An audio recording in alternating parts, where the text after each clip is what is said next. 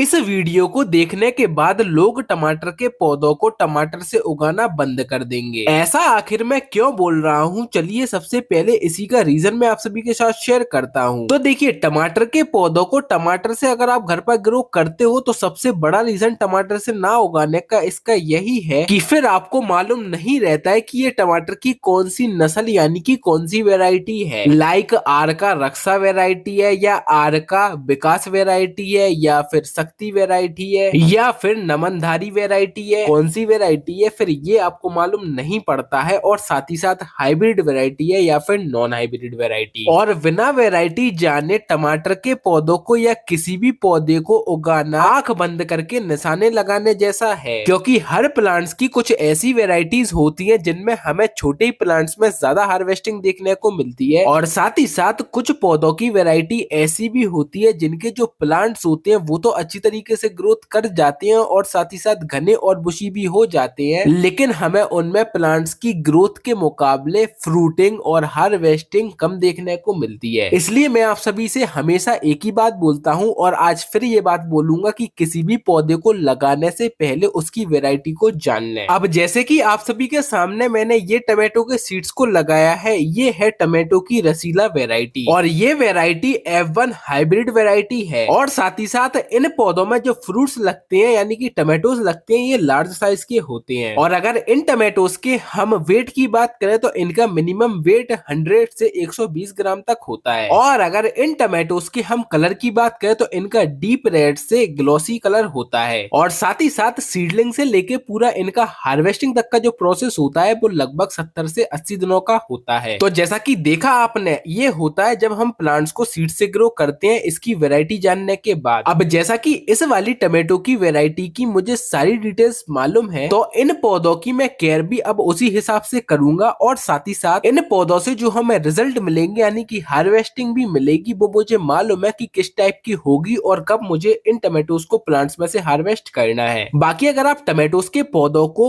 इनके सीड से घर पर ग्रो करना चाहते हो, वैसे आप साल भर ग्रो कर सकते हो, लेकिन सितंबर अक्टूबर के मंथ में भी ग्रो कर सकते हो विंटर हार्वेस्टिंग के लिए। और अगर आप टमाटर के पौधों को बीज से ग्रो करोगे तो ये लगभग 18 से 22 दिनों के अंदर ही ट्रांसप्लांटिंग के लिए रेडी हो जाते हैं। और अगर हम टमाटोज के पौधों को घर पर गमले में उगाने के लिए सॉइल मीडिया की बात करें, उसमें आपको 50% गार्डन की मिट्टी, 30% गोबर की खाद, 20% कोकोपीट को लेना है। तीनों को मिक्स करने के बाद पॉट में फिल करने के बाद टमाटोज के पौधों को लगा देना है। बाकी अगर आप इन पौधों की हार्वेस्टिंग देखना चाहते हो तो उसके लिए आप हमारे चैनल को सब्सक्राइब कर लीजिए।